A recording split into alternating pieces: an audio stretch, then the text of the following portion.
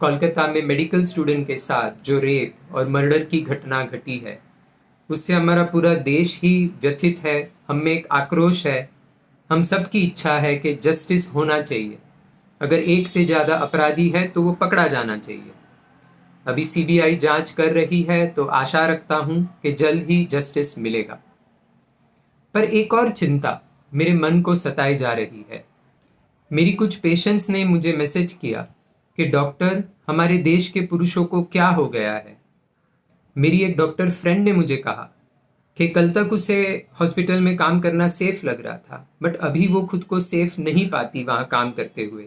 और मेरी चिंता का सबसे बड़ा कारण, कुछ साल पहले जब निर्भया के साथ ये क्रूरता हुई थी, तब भी हमारा पूरा देश सदमे में था। कई बार मुझे ख्याल आता था कि उसके साथ क्या हुआ होगा, उसे कितनी तकलीफ सहन करनी पड़ी होगी। उस समय जो यंग लड़कियां थी, वे भी इसी मनस्थिति से गुजरी थी, और उनमें से कई लोगों की सेक्सुअल लाइफ पे इसका इम्पैक्ट हुआ है। मैं एक सेक्सोलॉजिस्ट हूँ, और मेरा आधा समय ऐसे कपल्स की मदद करने में बिताता हूँ जो वजाइनिस्मस नाम के सेक्सुअल प्रॉब्लम से परेशान है। क्या होता है ये? वजाइनिस्मस में जब कभी एक पति और पत्नी सेक्स करने की ट्राई करते हैं, तो वजाइना के आजू बाजू के मसल्स कॉन्ट्रैक्ट करते हैं, और इसीलिए पेनिट्रेशन की ट्राई करने पे पेन करता है, सेक्स हो नहीं पाता। ऐसा क्यों होता है? एक कॉमन कारण है, अगर किसी लड़की ने एडोलेसेंट ईयर्स में बार बार सुना हो कि सेक्स बुरी चीज है, बॉयज से बात नहीं करनी चाहिए वगैरह, और अगर ये चीज मन में बहुत गहरी चली जाए, तो फिर सबकॉन्शियस माइंड वजाइना को कॉन्ट्रैक्ट करने लगता है। दूसरा बड़ा कारण है, अगर सेक्स के प्रति मन में डर हो और एक भ्रांत धारणा हो कि सेक्स औरतों के लिए बड़ा दर्दनाक होता है, सिर्फ पति को अच्छा लगता है इसलिए करना पड़ता है।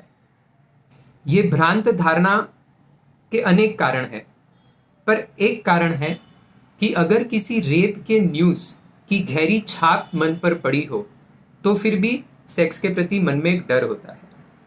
मेरी कई सारी पेशेंट्स ने मुझे कहा है कि जब वे निर्भया के बारे में डिटेल्ड न्यूज़ बार बार सुनते थे, उसके बारे में सोचते थे, तो उस वजह से भी उनके मन में ये डर बैठ गया था। तो इसीलिए अब मुझे चिंता सता रही है कि अभी जो कलकत्ता में वायलेंट क्राइम हुआ है, उस वजह से क्या आज जो यंग लड़कियां हैं, उनके मन पर भी असर हो रहा रहेगा? क्या उनमें से कुछ लोगों को फ्यूचर में वजानिस्मस हो जाएगा? तो ऐसा ना हो, इसलिए एक सेक्सुअल इश्यू पर भी मैं एक पब्लिक वीडियो बना रहा हूं, ताकि अगर आपके घर में कोई यंग लड़की है, तो आप उसे इस विषय पर एक संतुलित दृष्टिकोण लेने में मदद कर सके। तो हम क्या कर सकते हैं? सबसे पहले तो इस तरह की घटनाओं का न्यूज़ रिपोर्टिंग सेंसिटिवली होना ज़रूरी है। सच्चाई बाहर आनी ही चाहिए, वो न्यूज़ में आना ही चाहिए, और अगर लग रहा है कि इन्वेस्टिगेशन में कुछ गड़बड़ हो रही है, तो उसके बारे में भी न्यूज़ आना ही चाहिए। पर क्या क्या अत्याचार हुआ था, उसके डिटेल्स क्या ये सभी लोगों ने जानना ज़रूरी है? पुलिस को, जज को, पीड़िता के परिवार को, दोस्तों को जो इस केस का फॉलोअप करने वाले हैं, उन्हें ज़रूर जानना चाहिए। बट पोस्टमार्टम में क्या क्या डिटेल्स बाहर निकले, क्या क्या क्रूरता का पता चला, क्या ये देश के सारे बूढ़े बच्चों ने जानना ज़रूरी है? इस बार तो पीड़िता के मृत शरीर के फोटोज भी इंटरनेट पे सर्कुलेट हो रहे हैं। ये सबका क्या फ़ायदा है? अगर हर न्यूज़ चैनल, हर यूट्यूब इन्फ्लुएंसर उस घटना के हॉरिफाइंग डिटेल्स क्या है ये लोगों को बताते रहे, तो मेरे मुताबिक ये यूजफुल रिपोर्टिंग नहीं है। दूसरा, अवेलेबिलिटी ह्यूरिस्टिक नाम का एक साइकोलॉजी में कंसेप्ट है। इसके अनुसार अगर कोई न्यूज़ हम बार बार सुनते हैं, तो हमारे मन को लगने लगता है कि ये बहुत कॉमन चीज़ है, हमारे साथ ये होने का भी रिस्क बहुत ज़्यादा है, और फिर उस चीज़ का मन में डर बैठ जाता है। एग्जाम्पल, अगर कोई प्लेन क्रैश की न्यूज़ कोई बार बार सुने, तो उसके मन में उसका एक खौफ बैठ जाता है, और उसे लगता है कि प्लेन में सफ़र करना बड़ा खतरनाक है, और उसके बाद अगर उसे प्लेन में जाना पड़े तो उसे बहुत ही बेचैन लगता है। तो रेप की इस घटना के बारे में जरूर चर्चा होनी चाहिए, मन का गुस्सा व्यक्त होना चाहिए, पर क्या क्या क्रूरता हुई थी उसके बारे में न्यूज बार बार देखकर आपको क्या हासिल हो जाएगा या पीड़िता के रिश्तेदारों को क्या हासिल हो जाएगा। तो मैं ये रिक्वेस्ट करूंगा कि न्यूज को ओवर कंज्यूम ना करें। और दूसरा, इस विषय पे जो आप चर्चा करेंगे उसको कंस्ट्रक्टिव रखना जरूरी है। एग्जाम्पल, कितना क्रूर था, उससे ज्यादा ये क्यों हुआ, फ्यूचर में ये ना हो उसके लिए हम क्या प्रिवेंटिव सॉल्यूशंस कर सकते हैं, इस पर हम चर्चा को फोकस रखें तो मेरे मुताबिक वो बेहतर होगा। और तीसरा, मैं रिक्वेस्ट करूंगा कि आप इस घटना का मन में ओवर जनरलाइजेशन ना करें। हाँ, कुछ पुरुष ऐसे हैं जो महिलाओं पर अत्याचार करते हैं, पर अधिकतर पुरुष महिलाओं के प्रति आदरतापूर्वक ही पेश आते हैं। जैसे जस्ट बिकॉज कुछ डॉक्टर्स अननेसेसरी इन्वेस्टिगेशंस लिखते हैं या कुछ माल प्रैक्टिसेस करते हैं, ऐसी न्यूज आ जाए और हम ये मानने लगे कि सारे डॉक्टर्स खराब होते हैं, तो ये तो ठीक नहीं है, राइट? बहुसंख्य डॉक्टर्स पेशेंट के हित की चिंता करके ही दिन रात अपने सुख चैन की न सोचते हुए काम करते रहते हैं। उसी तरह से बहुसंख्य पुरुष हमारे समाज में अच्छे हैं, अगर किसी महिला के प्रति कुछ कोई गलत कर रहा हो तो बीच में पड़ के उसे मदद करते हैं, और इसीलिए ऐसी घटनाएं जनरली रात को या सुनसान जगहों पर ही होती है। जो लोग इस रेप के खिलाफ प्रोटेस्ट कर रहे हैं उसमें से भी काफी लोग पुरुष ही हैं। हाँ, हमारे देश में और दुनिया भर में अभी भी रेप्स होते हैं, और एक भी रेप ना हो उसके लिए हमने और प्रयत्न करते रहना जरूरी है। पर जहां पे ऑलरेडी इनफ सिक्योरिटी है, जहां पर लोग हैं, जहां पर वातावरण सुरक्षित है, वहां पर भी लड़कियों ने खुद को असुरक्षित महसूस करना मेरे मुताबिक बिल्कुल जरूरी नहीं है। अगर हमारे देश की लड़कियां ऐसा सोचने लगे कि किसी भी लड़की के साथ कभी भी किधर भी रेप हो सकता है और वो हरदम डर डर के जीने लगे, तो फिर ये सारी चर्चा का फायदे से ज्यादा नुकसान हो जाएगा, ऐसा मेरा मानना है। और एक बार मन में डर बैठ गया फिर उसको निकालना काफी मुश्किल होता है। इसीलिए मैं सबसे रिक्वेस्ट करूंगा कि जितना जरूरी अपराधी पकड़े जाना और उन्हें सजा होना है, उतना ही जरूरी है कि हम इस इवेंट का ओवर जनरलाइजेशन ना करें। और मैं मेडिकल स्टूडेंट से भी कहना चाहूंगा कि क्योंकि कुछ लोग डॉक्टर्स के प्रति वायलेंस करते हैं, इसका मतलब ये नहीं है कि क्या फायदा, इतनी मेहनत करके लोगों का सोच के क्या फायदा। आज भी 90% पेशेंट्स डॉक्टर के प्रति बहुत थैंकफुली और रिस्पेक्टफुली ही बिहेव करते हैं। और चौथा, ये सारी न्यूज देख देख कर, डरावने इमेजेस देख देख कर किसी लड़की को वजाइनिस्मस ना हो जाए, इसके लिए हम क्या कर सकते हैं? तो अगर आपके घर में कोई यंग लड़की है तो इस विषय पर आप खुलकर उससे चर्चा करें, उसको पूछें कि ये घटना के बारे में वो क्या सोचती है, उसे आश्वासन दे कि मन में जो भी इमोशंस आ रहे हैं वो आपसे व्यक्त कर सकती है, अगर कोई प्रश्न है तो वो आपसे पूछ सकती है। इस घटना के बारे में एक संतुलित दृष्टिकोण लेने में उसकी मदद करें। उसको समझाएं कि जिस तरह किसी ने एक चाकू लेके किसी का मर्डर कर देना और एक डॉक्टर ने एक चाकू लेके किसी का ऑपरेशन करना, ये दोनों अलग बातें हैं, उसी तरह से किसी ने जबरदस्ती किसी पर रेप करना और दो लोग जो एक दूसरे से प्यार करते हैं वो सहमति से सेक्स करे, तो ये कंप्लीटली अलग बातें हैं। एक नॉर्मल यौन संबंध से डरने की कोई जरूरत नहीं है। सहमति से होने वाला सेक्स पेनफुल नहीं होता।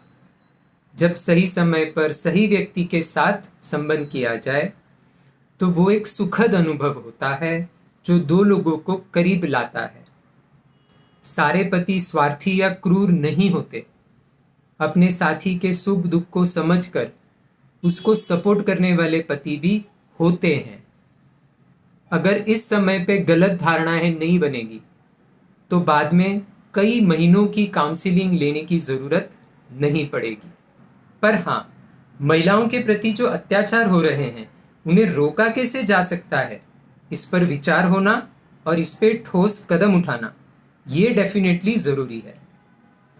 रेप क्यों होता है, इसके कई कारण हो सकते हैं, कई सॉल्यूशंस हो सकते हैं, बट 3 सिंपल सॉल्यूशंस है जिसके बारे में हमने विचार जरूर करना चाहिए। पहला, हम सिक्योरिटी बढ़ा सकते हैं, सामाजिक जगहों पे सीसीटीवी कैमरा वगैरह हो सकते हैं।